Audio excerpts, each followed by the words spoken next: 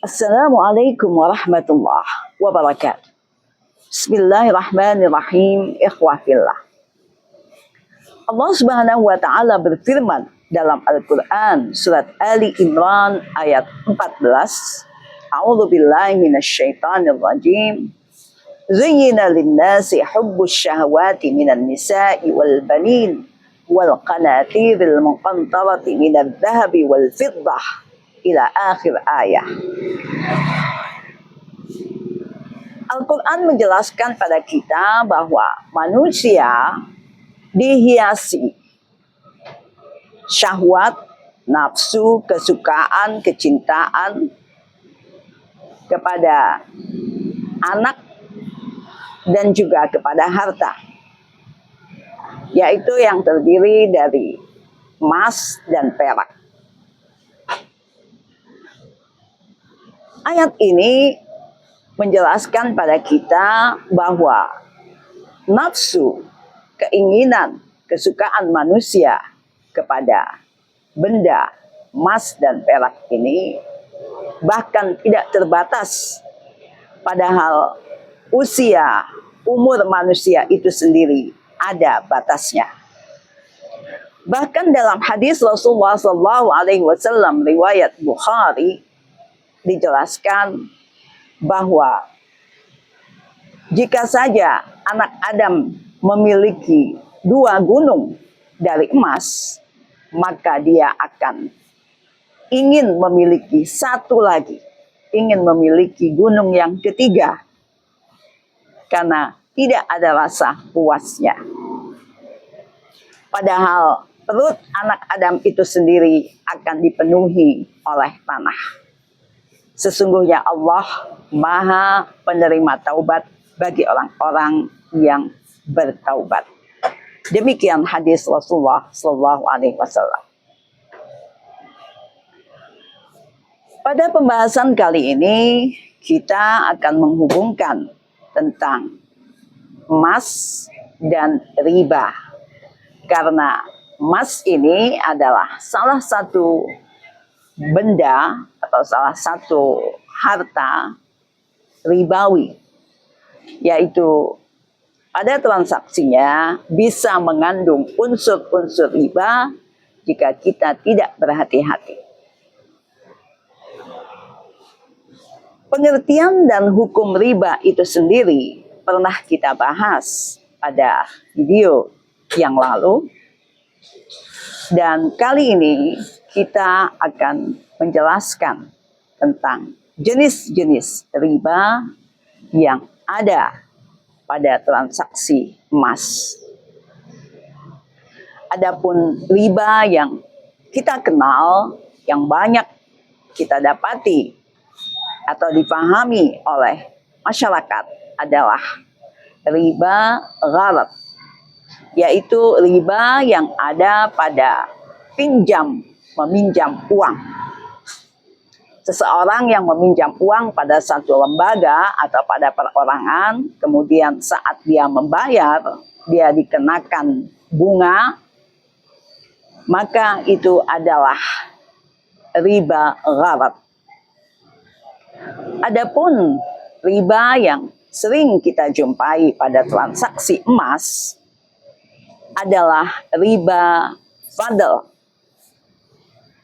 Contoh riba fadl, misalnya kita akan mengadakan tukar tambah untuk sebuah perhiasan emas, misalnya emas kita yang lama, perhiasan kita yang lama ingin kita tukar dengan perhiasan yang baru, yang biasanya harganya turun dibanding perhiasan emas yang baru.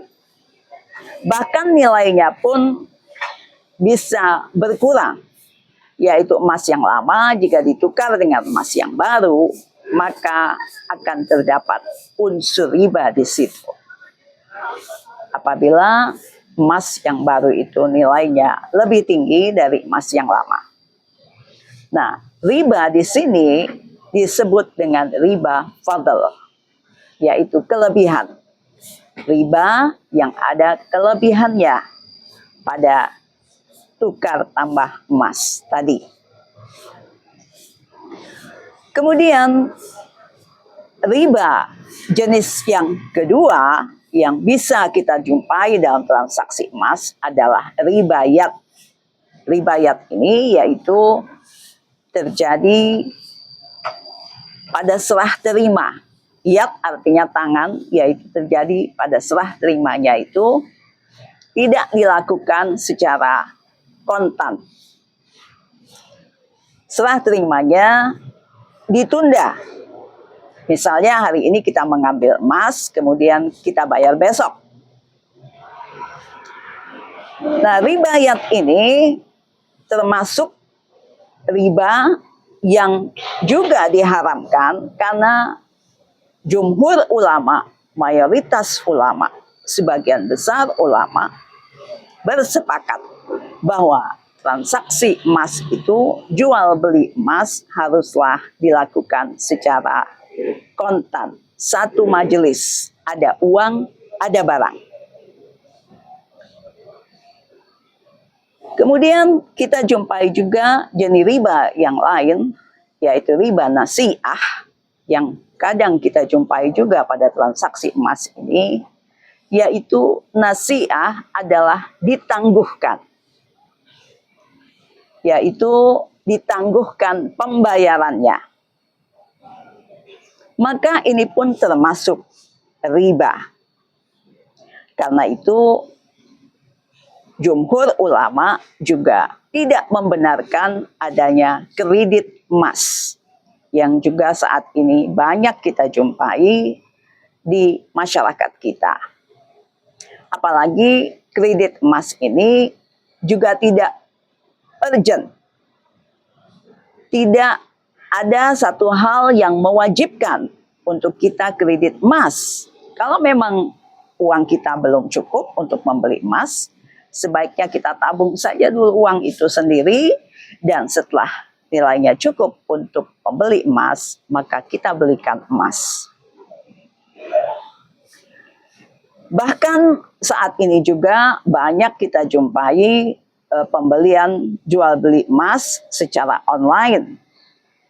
Ini pun sebagian besar ulama tidak membenarkan, karena di situ pun terdapat riba,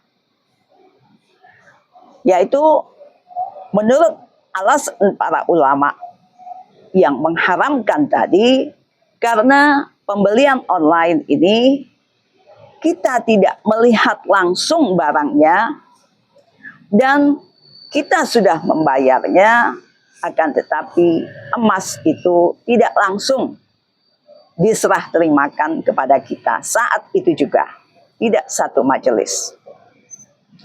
Karena itulah ulama juga tidak membenarkan terjadinya PO atau pre-order jika kita membeli emas dan membayar DP-nya. Karena DP ini adalah termasuk bagian dari transaksi emas tersebut. Lalu bagaimana dengan gadai emas? Gadai emas ini tergantung pada ijab kabulnya. Jika gadai tersebut diatur secara syar'i, tentu saja dibolehkan. Yaitu yang dimaksud di sini adalah apabila kita menggadaikan emas, kemudian kita meminjam uang di sebuah lembaga atau di pegadaian misalnya, dan sebagai jaminannya kita letakkan emas kita di sana. Misalnya kita meminjam 20 juta atau 10 juta.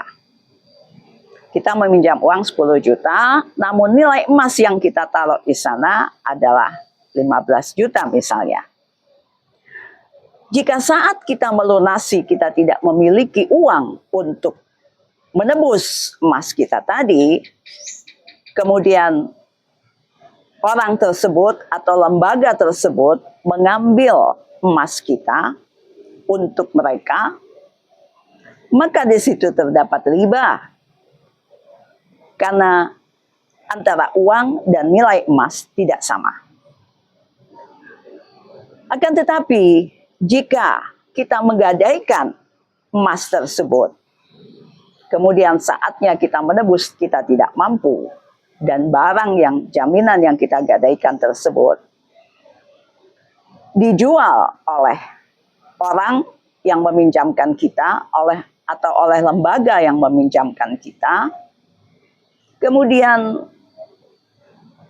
hutang kita tersebut dilunasi, dan jika ada kelebihan dari penjualan barang tersebut dikembalikan kepada kita, maka itu dibolehkan dalam Islam. Karena tidak memenuhi unsur riba. Karena itulah Rasulullah SAW pun bersabda dalam sebuah hadis riwayat Muslim yang menjelaskan bahwa transaksi emas itu harus dilakukan dengan tunai. Dan harus satu majelis, ada uang, ada emasnya. Dan langsung diserah terimakan pada kita, sehingga tidak ada unsur-unsur riba di sana. Tentu saja jika kita ingin mendalami lebih jauh masalah ini, jika kita ingin memahami lebih detail lagi, bisa kita diskusikan di majelis-majelis taklim, atau kita bisa mengkajinya langsung dari sumber-sumber yang kita yakini kebenarannya, agar kita tidak terjebak ke dalam riba yang diharamkan oleh Allah dan Rasul-Nya. Wassalamualaikum warahmatullahi wabarakatuh.